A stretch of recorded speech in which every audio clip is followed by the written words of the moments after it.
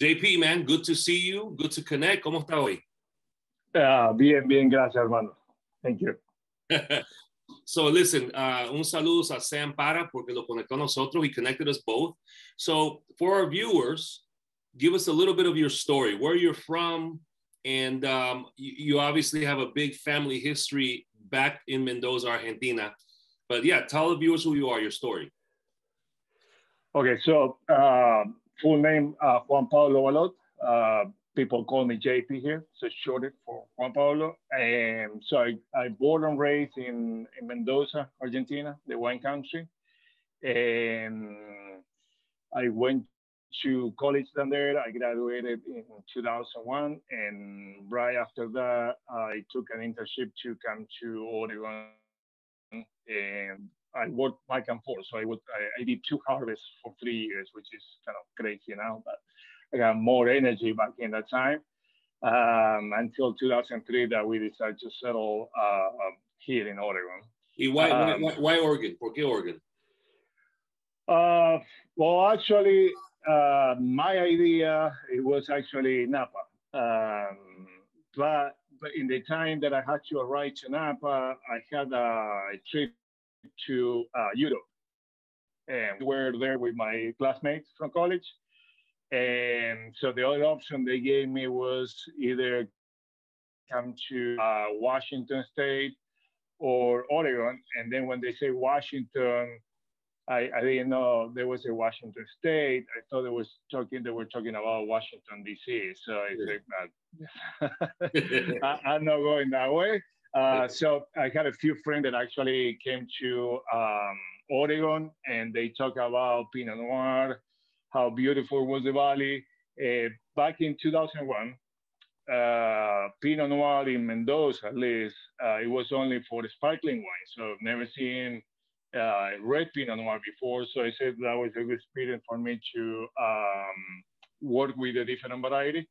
They also have Chardonnay, Pinot Gris, so different things than what we have in Mendoza. So I said, well, I'll try it. The only issue back in that time, well, any issue that I came right after September 11th. So I arrived on September 21st. So we kind of hectic a little bit. Arriving here, but even in a bad situation like the country was, I saw a lot of potential, and the people over here were really welcoming. I ended up working with many other winemakers from outside the country, so from different countries, especially European countries, and I met some guys actually from Chile, which we became good friends. But JP, before all that, tell your viewers, your family, you grew up in the wine business back in Mendoza, ¿verdad? Tu abuelo, tu padre, talk to us a little about that. Okay, so rewind. So we're gonna go back here. Sorry, I just got more excited about what we're doing here right now. I love it. So this is kind of my new life anyway. So yeah, so I grew up through the vines, in between the vines. So there's more vines in my city than people, basically. So all dominated by Malbec. Malbec is our flagship grape down there, and so of both sides of my family, we're immigrants, and on my dad's side, they came from France back in the 1880s. And then on my mom's side, they're Italian, and they came right before World War I, which it will be, I think it's 1907. Mm-hmm. Both families established in Mendoza, and both of them actually made it down to the east side of the province, which is Rivadavia. And on my dad's side, which is with the Valot, they worked for in the vineyard side. So they were more focused on growing grapes. And on my mom's side, which is the Gerlinis, they worked for in the winery side, so making wine. And so either my great-grandfather, grandfather, except for my mom, all worked for this amazing, beautiful winery called Bodega Argentini, which is back in the 50s and 60s, were one of the biggest winery in the continent. Yeah. And so everyone except for my mom. So, but that being said, and then my dad is still a wine broker down there. But when I grew up, I was more. I just want to be an architect. So when I went to college, actually high school, I took some program that actually for drawing and everything, and I realized that being inside the house, drawing all day long, my thing. So I just decided to just go out there and try something new and What since year? What more year was related to that? my dad. What year was that? Que vos That decidiste was 1991, high school. And when did you launch JP Valot? I became JP Valot in 2001. Okay. What do you have a bottle in front of you so we can see the label? Sure. I don't have it right with me. Okay. No worries. And what wines do you offer? Well, so on the Balkan Cellar, that's our own project that we started 4 years ago. We settled the business back in 2012, but we released our wine 4 years ago. We offer many different wines, and that's something that gave me more freedom from my full-time job, which also make more wine for another winery called Second Ridge, that I've been with them 17 years. So we offer Pinot Noir, obviously. So we got 2 Pinot, one from our own vineyard, Rainbow Zen, and another one from Willamette Valley. So it's coming from different areas within the valley. And then we just go to something more specific, like Syrah, Tempranillo. And then I come out with a new version of we have a Malbec trifecta. Oh, that's so awesome. We have a white Malbec, which is the first one in the country. We have a Rosé of Malbec, and then we have one of the only or the few sparkling Malbec Red. Eso está debajo de tu marca. That's under the sí, Balkan. Okay, sí, entonces, debajo todo la línea Balkan. eso lo quiero. Eso quiero probar yo. Okay, te lo mando. Yeah, I was telling you the beginning. I was telling everyone the beginning that my best friend since 4th grade, la familia y él son de Argentina, y entonces yo me crié con ellos. I specialize in Argentinian food, and I especially love the wine. So I'm looking forward to trying some of your wine.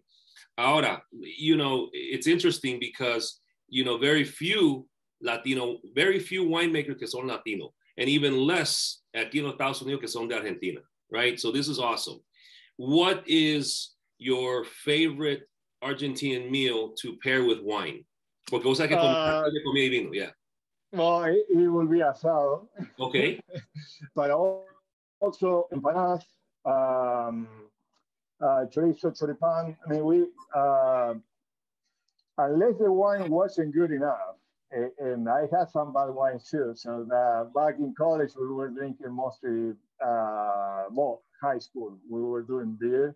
Unless I got a sample I was teach a sample from my dad, wine that he was a broker.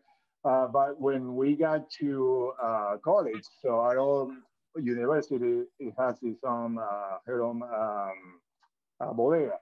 Yeah. So we were trained to be winemakers, so we got more wine. So wine goes really well with everything. I think exactly. the key factor for wine, and it's something that actually, if I got time, I can maybe explain a little bit, because it's the old school and new school. At least in my case, back in the time, we were told that you need to wait 5 to 7 years to try wine, because that was on prime time and everything. So no one, at least in Mendoza, no one has a cava or a wine cooler that actually you can preserve the wine for 5 years or 7 years at the right temperature. So when you wait for that long, as soon as you pop the cork, the wine is ruined. I mean, literally. I mean, Mendoza is really hot. There's not a lot of AC unit now. There's more, but back in that time. So I come up with the idea of making the wines in a little bit different one, more so ready sooner, but also you can hold them. So more balanced wines. So that's the key a technique that you're gonna work during fermentation. So when you're extracting flavors, aromas, polyphenols, anthocyanins, tannin, so you make sure that you just don't follow a recipe. You always taste the juice, the moss, and the wine every day just to see how much actually you're extracting from the skin if you're making a red wine. Yeah. Just to give you an idea, like you're making a tea. So the tea bag, depending on how long you leave the tea bag in the water, the hot water, it's gonna get light or dark. And you know when it goes too dark, it gets asking you, so you get those tannins that actually they're not pleasing anymore. So that's why you Yeah. put some milk, you add sugar. So we that's the key strategy for us to make sure that we leave the skin on contact with the juice at the beginning or the wine juice at the end, enough time to extract flavors, aroma, and polyphenol, but without going to the extra mile to get it too stringent. Because if that happens, so then you're gonna spend more time in the barrel, and then it's along the whole cycle of the wine. That's the best example I've ever heard. Thank you. Del té, because if you leave it in too long, it becomes amargo. Yeah. You gotta get the right color, the right. That's the best example I ever heard, bro. Ahora, let's talk about tu marca. What's been the challenges that you're overcoming in la industria of with your wine? Well, the biggest challenge I would say is money. I work for a great winery. A lot of people know me through them. So it wasn't the problem about not being recognized as a winemaker. It was a problem that it's too expensive. And since this is a family business and something that is my legacy for my kids, so I decided to come out with this. Like I said, back in 2012, I had to convince my wife.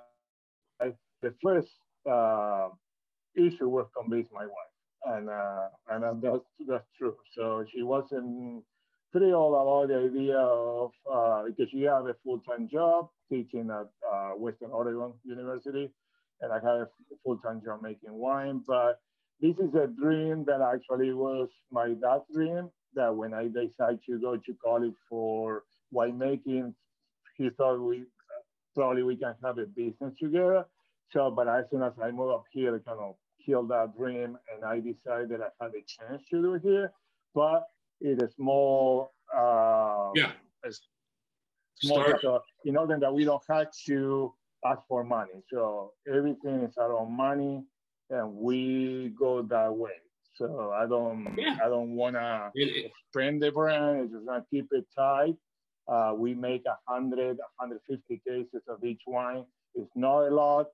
It's just beautiful, great quality. It's the best that we have here. So that was so making that money was the issue, and I started planning this back in '05, and I started making my own wine on my own, but selling in bulk to all the wineries. So I'll make some money, put it in the bank, and then a few years later, when I got some money, so I had money to spend in corks and bottles, I will bottle that one and sell it to another winery with no label, so you get a little more profit. And then by the time that we get to 2017, we got our budget for going all in with our own labels. I mean, you gotta go label approval, register your mark. I mean, everything, money. Yeah. I mean, literally, you turn around, it's $1,000. How much time are you spending on marketing, building your brand? Porque el producto es una cosa, pero la marca es lo que uno, es la sella que uno hay confianza. You know, you got to build that brand, and a lot, even in food as chefs, the food has to be good, but if the branding is not marketing and people aren't wanting to be a part of that, that's the challenge from winemakers and food chefs to go into building a business, right? Yeah, and you're right. So when I was in college, I remember one of the economy classes say, if you don't have a buyer, you can't have a product. So it was a find a buyer and then make a product. we all go the other way. We all make a product and then we try to sell it. And yeah, so I mean, if I was doing this probably 20 years ago, it will be really tough for a small brand to be recognized or to I mean, be seen because we didn't have social media at the time. So now social media helps and distracts at the same time consumer because it's overwhelming. I mean, you literally have to do, let's say, Instagram or Facebook. You gotta make a post every day. I mean, you gotta, because when people are scrolling, they see you, and two minutes later, they see something else, and your brain is just forgetting things. I mean, it's so overwhelming. So you become an addict anyway. So we do that. We do a little bit of social media. I'm not in charge of that. It's not even my wife. We got people working with that, but we all part-time. So, we could do better, but yeah. Sure. No, I'll say this. It's really good that you stick to what you know best, making the wine. You have your family, and you have someone else doing it. Yeah. You're already setting up like a business, como un negocio, you know? But it is important. And I will tell you this, platforms like Comidazo, que a mí me gusta apoyar winemakers que they're producing less than 500 cases. You know, so the cookbook that I have coming out with the sommelier, we specifically want to focus on winemakers that were producing minimal, you know, maximum of certain cases para apoyar esos que necesitan la ayuda, you know. Of course, por supuesto que el vino tiene que estar sabroso. But I will tell you this, te voy a decir esto. You have a great story. That's why I asked you about the history, and that's why I asked you about your business. You have a great history. You were in the business from another country. You know, a lot of the winemakers come through the Braceros program aquí en Napa, you know, de Mexico. Mm-hmm. So you have an interesting story of tradition, and you also have a good cuisine to pair it up to as well.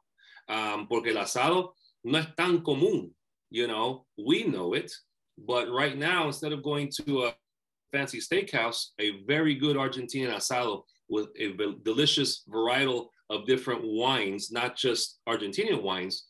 Esa es yo creo que es una ventaja que ustedes tienen that you have to take advantage of. You know, if there's any way we can help you, you know, I'll help you with that. You know, I want to get out there with Sam and meet you guys and do some marketing, some video cooking segments and pairing your wine.